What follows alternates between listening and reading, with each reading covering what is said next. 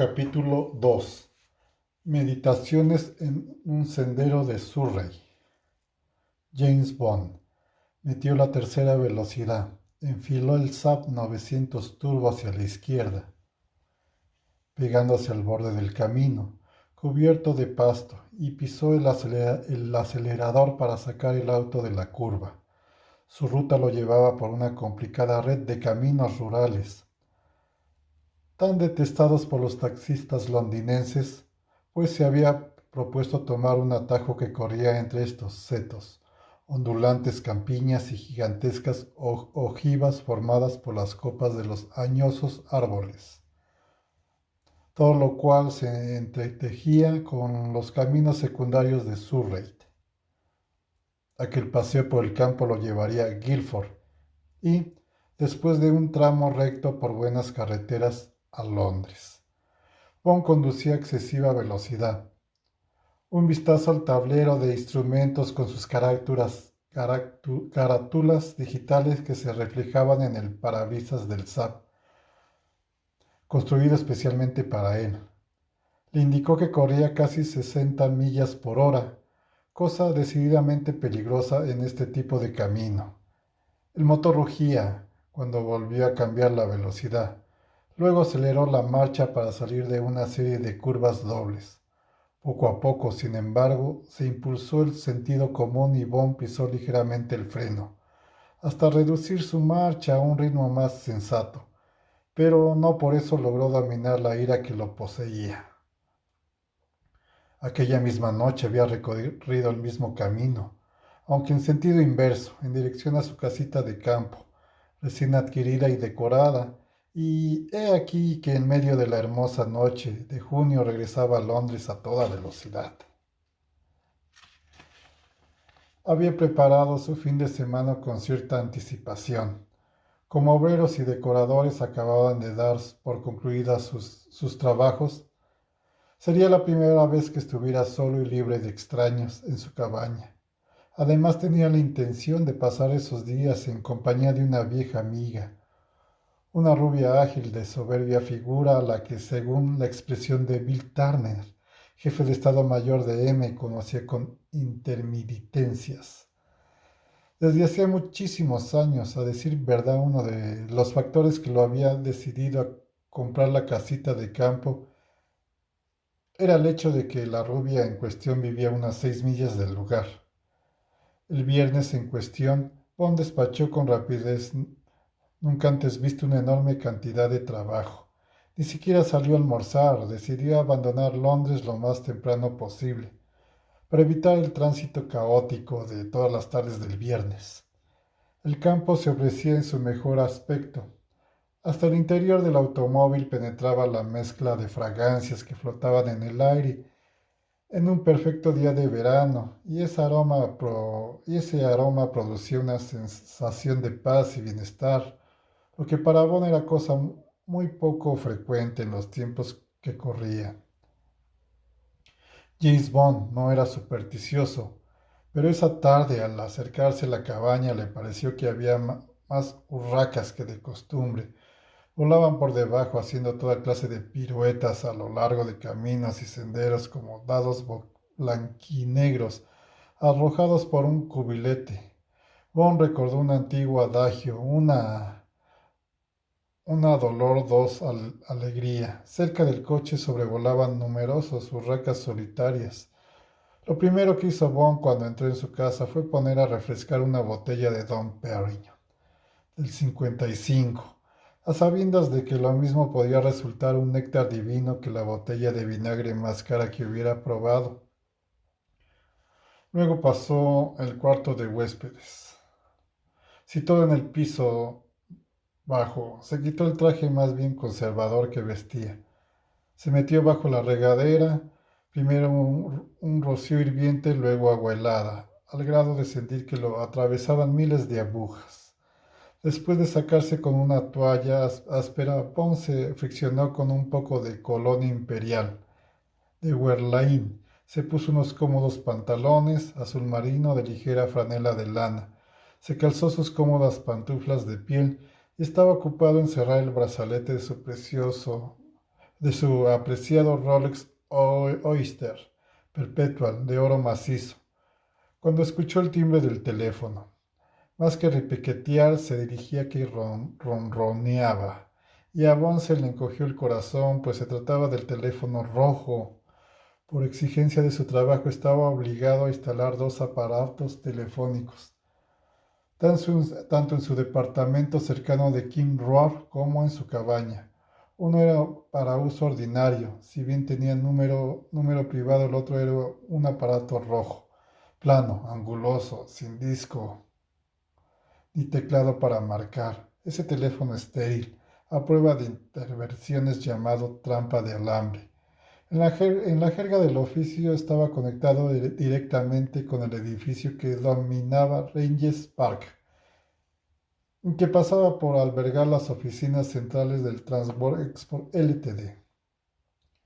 Aún antes de levantar el teléfono, Bond sintió el primer chispazo de disgusto. La sola razón por la que podía llamar del cuartel general la tarde de un viernes era que se había presentado algo urgente, o bien que M había decretado un estado de alerta en beneficio de Bond.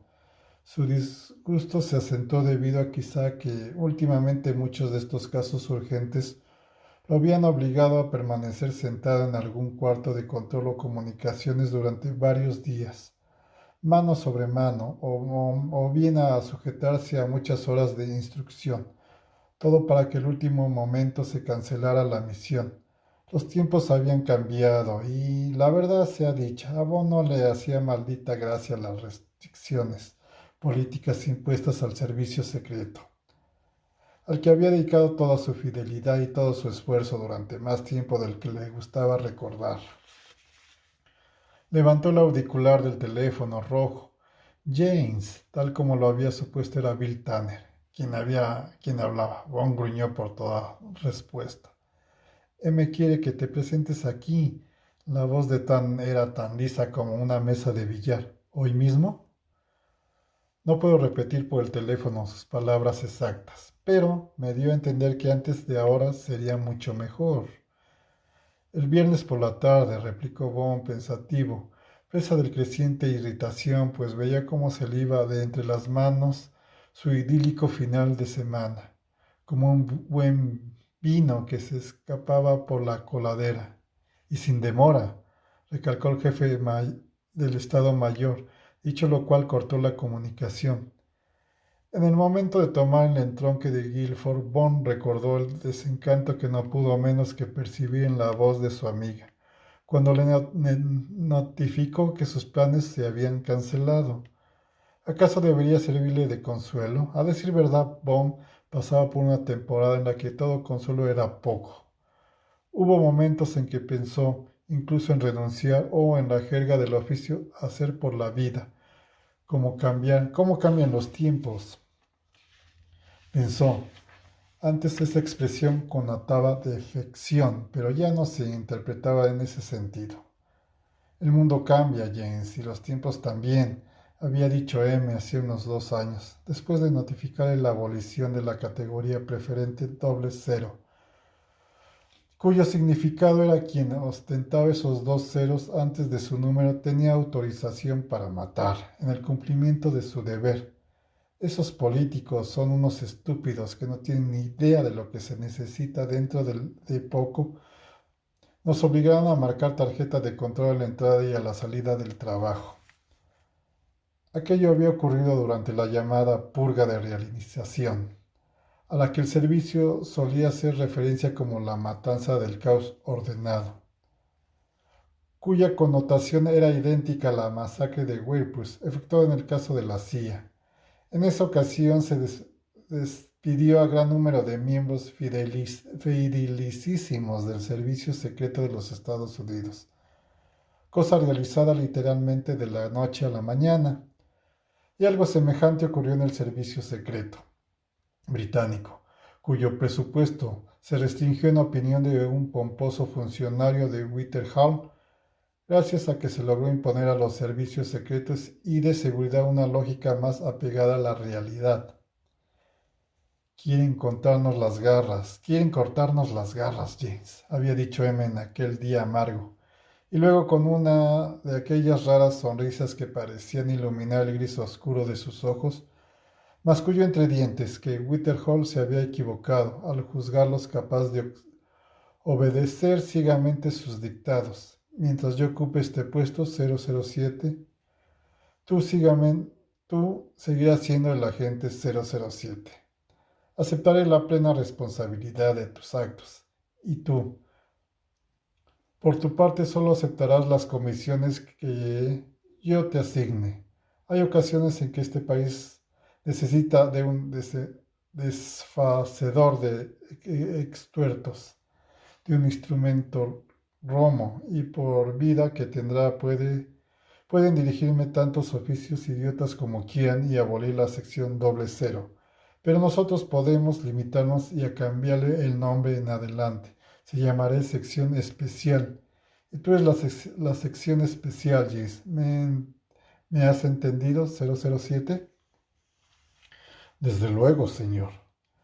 James recordaba haber sonreído y a pesar de su brusquedad que le caracterizaba y de su actitud casi siempre intransigente, James quería a M como si fuera su padre. Para él 007 M era el servicio, y el servicio era su vida. Después de todo lo que M sugería, era exactamente lo que había hecho.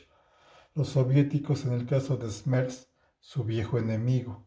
Smerts espionan o muerte a los espías.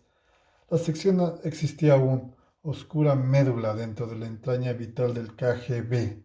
Pues bien, después de una serie de metamorfosis de transforme en la OKR, en el 13º departamento de la línea F, y actualmente en el departamento Víctor, su trabajo y su estructura básicos eran los mismos: los crímenes políticos, el secuestro, el sabotaje, los asesinatos, la rápida eliminación de los agentes enemigos, ya fuera después de interrogarlos o como acción de guerra, en el en el secreto campo de batalla.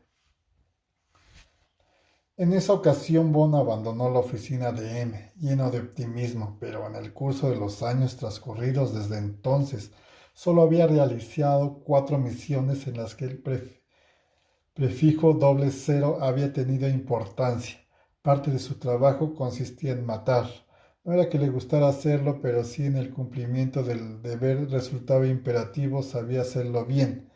Desde luego no se trataba de una afición patológica, este tipo de actividad. Lo que Bond echaba de menos era la vida activa, la necesidad de resolver nuevos problemas sobre la marcha, la sensación de actuar con un propósito y de servir a su país. A veces sabía que se preguntaba si no había caído víctima de ese mal que parecía estar a punto de ahogar a Gran Bretaña, un letargo político y económico, combinado con la limitada visión de los problemas del mundo.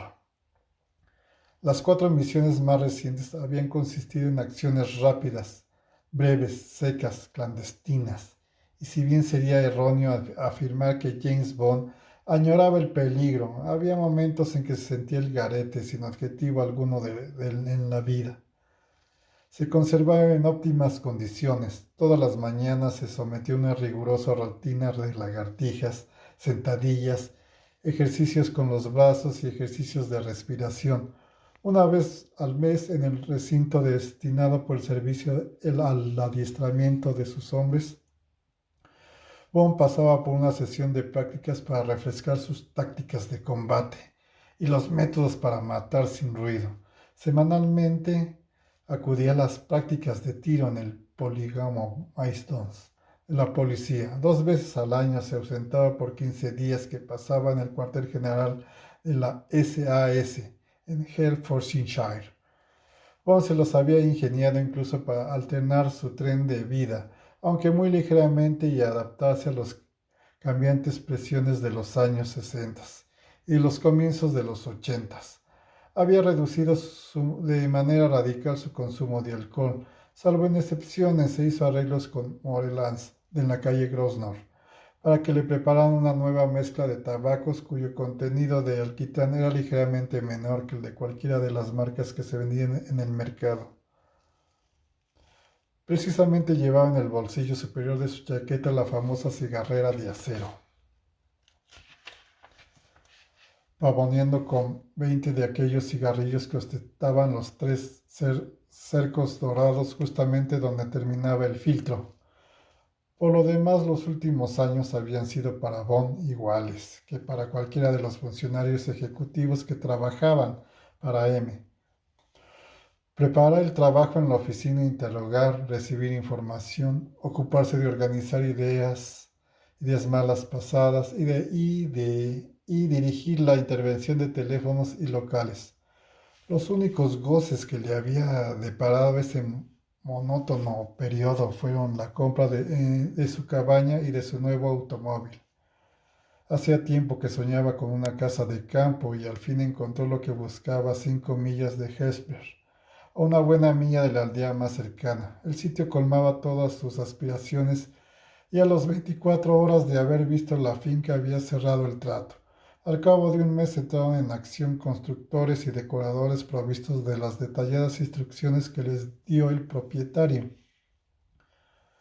El automóvil era harina de otro costal, dado el alza de los precios del combustible y considerando que seguirían aumentando, no tuvo más remedio que resignarse a permitir que su amado Bentley Continental Mark II siguiera en camino de su predecesor, el Bentley de 4.5 litros.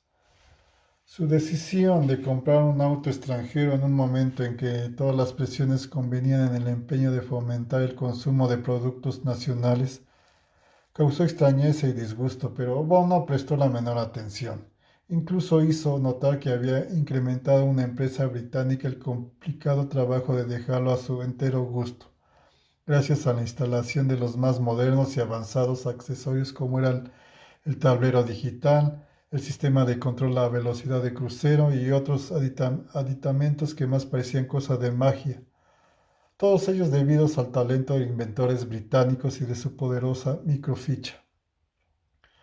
Desde luego, nada dijo acerca del mes que de su nuevo auto había pasado en los talleres de Communication Control System, CCS, empresa multinacional que se había encargado de instalar algunas de sus propias invenciones, accesorios de seguridad que habían hecho agua a la boca de los miembros de la sección Q. Después de todo, se decía Bond, el auto era suyo, por lo tanto le tocaba a él y no a la sección Q, que en todo caso pasaba por graves estrecheces económicas, decidir cómo convenía equiparlo. En distintas ocasiones sorprendió al mayor Bonjour, encargado del arsenal curuciando el SAP, y no había día que no encontrara miembros de la sección Q, los mejores técnicos del servicio, examinando su auto de cerca. Jamás mencionaron las alteraciones que no podían menos que descubrir: el cristal a prueba de balas, las defensas de espolón hechas de acero reforzado y las llantas para trabajo pesado capaces de sellar automáticamente cualquier perforación, incluso si fuera hecha por una bala. Sin embargo, el auto estaba equipado con otros detalles imperceptibles para los sabelotodos de la sección Q, salvo que se proveyeran de herramientas especiales. La verdad era que Bond estaba encantado con su SAP, se ajustaba perfectamente a sus fines y, además, podía pasar fácilmente de la gasolina al gasojol. Si el problema del combustible llegase a agravarse, además, en relación con la velocidad que podía alcanzar, su consumo era bajo, y la turbina le daba el impulso dinámico adicional necesario cuando la situación se ponía difícil. Como eran contadísimas las personas enteradas de la existencia de la cabaña, no hubo ceños fruncidos ni comentarios jocosos acerca de su casa de campo. Para cuando llegó el Rompton, el pasado tráfico vespertino de los viernes casi se había aclarado por completo, gracias a lo cual Bond pudo dejar el SAT en el espacio que le correspondía, en el estacionamiento que había en los sótanos del cuartel general. Aún eran las 7:30. Bond había apostado cualquier cosa que me le destinaba algún trabajo inane y tedioso, e incluso aceptó su propia apuesta en el momento de entrar al elevador que lo condujo rápida y silenciosamente al 9.º piso, último del edificio. Allí tenía sus oficinas M. La señorita Moneypenny, secretaria privada de M, sonrió a Bond tímidamente al verlo entrar. Y esa sonrisa fue el primer indicio de que quizá después de todo estuviera en juego algo importante. Hola, Penny, saludó Bond alegremente, sacudiéndose los restos del disgusto que le causaba su fin de semana deshecho. ¿No tiene cita con algún muchacho guapo? Son las 7:30 de la tarde y hoy es viernes. La secretaria señaló con un movimiento de cabeza la puerta del privado de M, al tiempo que replicaba, cierto, pero el malvado del jefe no se ha movido de su asiento esperándote, y de paso me impidió marcharme. Una simpática sonrisa iluminó su rostro. Además, el único hombre capaz de inducirme a salir tiene ya otro compromiso, según creo. Ay, Penny, si solo. Bond sonrió de oreja a oreja y llevaba años gastándose bromas, pero Bond jamás se había percatado de que la eficiente señorita Moneypenny estaba muerta por sus pedazos. Diga usted al comandante Bond que pase inmediatamente. La voz de M, cortante y metálica, surgió del aparato de la intercomunicación que estaba sobre el escritorio de su secretaria. Bond enarcó una ceja con expresión de duda y se dirigió a la puerta, pero en voz baja comentó: ¿Alguna vez te han dicho que Olga inició su negocio pensando en ti, Penny? El rubor no desapareció de las mejillas de Moneypenny, ni siquiera cuando Bond desapareció en el privado de M. Encima del marco de la puerta se encendió una luz roja, señal de que habían echado llave. Por un instante la chica se quedó mirando fijamente al vacío, llena su mente de la imagen del hombre que acababa de cruzar aquel umbral. Su hermoso rostro bronceado, las cejas oscuras más bien largas, que enmarcaban unos ojos azules muy abiertos, la gran cicatriz que apenas se asomaba en la parte inferior de la mejilla derecha, la nariz larga y afilada, perfectamente recta, los labios delgados y crueles. En su oscuro y abundante cabellera empezaba a brillar algunas hebras grises, pero seguía cayéndole encima del ojo izquierdo formando una especie de coma. No se observaba indicio alguno de que se hubiese relajado la piel de su firme mentón. En fin, el rostro de un bucanero atractivo. Tal fue el veredicto de la señorita Moneypenny al arrancarse de su ensueño, y entonces se preguntó si no hubiera debido advertirle a Bond que M no estaba solo. Cuando el agente 007 abrió la puerta de la oficina de M, alguien más abría otra puerta, a unas 500 millas al norte de Londres.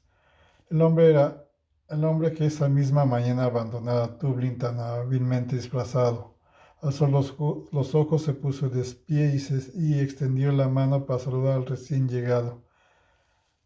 El cuarto donde había tenido que esperar ya le era familiar. Después de tantas visitas, paredes cubiertas de libros, un amplio escritorio militar, cómodos sillones de cuero, un impresionante gabinete que contenía armas antiguas, literalmente impreciables, un par de pistolas de pedernal tan buscadas por los coleccionistas, hechas de plata, un juego de pistolas procedentes de Kentucky, ricamente trabajadas, una llave francesa para fusil de pedernal, con incrustaciones de madreperla e hilo de oro, un par de trabucos y un pimentero alén con 6 cartuchos revolventes. El artista del disfraz conocía perfectamente aquellas piezas, y en cada visita se apoderaba de él el anhelo de poseerlas. Todo lo que rodeaba respiraba esa atmósfera de solidez que suele haber en donde hay que se llama riqueza de abolengo. La persona que entró era precisamente el dueño de todo aquello, quien ahora cumplía los deberes de anfitrión con el individuo de Dublín. Se estrecharon la mano con aire serio. El visitante guardó silencio, hasta que el recién llegado tomó asiento en el amplio sillón de recto respaldo que estaba tras el escritorio. Me alegra verlo de nuevo, Franco. El placer es recíproco, si bien debido reconocer que me gusta trabajar para usted. En eso radica la diferencia. El llamado Franco hizo una pausa buscando las palabras más adecuadas para expresarse. ¿Sabe? Al cabo de todos estos años no sé cómo dirigirme a usted. Ignoro su título nobiliario o profesional. Es una demanda de incertidumbre. Su interlocutor rió en voz baja y su cara de perro dogo se plegó con infinidad de arrugas cuando respondió sonriente. ¿Qué le parece, Warlock? Me parece sumamente apropiado, asintió Franco, decididamente. Colocar con usted en la operación Fusión está resultando una experiencia educativa creadora, Warlock. El hombre sentado tras el escritorio apoyó ambas manos sobre la cubierta de cuero. Me alegra que piense así. Al abrir su cabeza se agitó con una serie de pequeños movimientos como los de un pájaro. ¿Tuvo algún tropiezo? Ni el más mínimo, todo marchó sobre ruedas, y ruedas perfectamente aceitadas. No deje ni el más leve rastro. A estas alturas ya debería usted saber que obro siempre con el máximo cuidado. Celebro que así sea. El mismo ademán de pajaruno. En tal caso, amigo mío, confío en que esta sea su última visita. Franco replicó con sonrisa maligna. Quizá, pero no la última. Esté pendiente de la cuestión del pago. Desde luego, cuando dije última visita me refería a la última que hará usted a este lugar hasta que llegue a feliz término, la operación fusión. El hombre extendió ambas manos en ademán de excusa. Naturalmente tiene usted que recoger su parte del dinero, pero antes que nada, la ubicación y los detalles tenemos que hablar de ello. En una de las razones por la que usted deberá permanecer aquí más tiempo que el de costumbre, Franco. Por supuesto, la voz de Franco adquirió un tono metálico. Si la veo, su respuesta dándole un tinte muy semejante a los pasos lentos, cautelosos del hombre que tantaneaba el puente de hielo tendido sobre una profunda grieta. Hay mucho de qué hablar. Supongo que lo relativo a Europa está ya totalmente arreglado. Sí, señor, todos están avisados y dispuestos a actuar. ¿Y en Estados Unidos? Todo listo, solo aguardan las instrucciones definitivas. Los hombres. Franco se echó hacia adelante en su asiento. Como ya le dije, esas personas llevan mucho tiempo en posición de alerta, aguardando. Puedo afirmar que son el mejor de mis temores, sin excepción, están por la causa dispuestos a dar la vida por ella. Pero las agrupaciones a que pertenecen y que en su mayoría han sido declaradas fuera de la ley por los gobiernos de Occidente, que las consideran agrupaciones terroristas. Esas sí están impacientes y exigen garantías de que recibirán su parte del botín. Y yo espero, Franco, que usted les habrá dado plenas garantías. El dogo que se sentaba tras el escritorio había dejado de sonreír benigno. Nuestro compromiso fue sumamente explícito, creo yo. Recuerde que discutimos todos estos puntos hace ya más de un año. Yo les doy el plan. Eso que hoy llaman Knock Now, también organizo los medios. Usted, por su parte, es el intermediario en contacto. Y ahora ocupemos de las cosas más interesantes.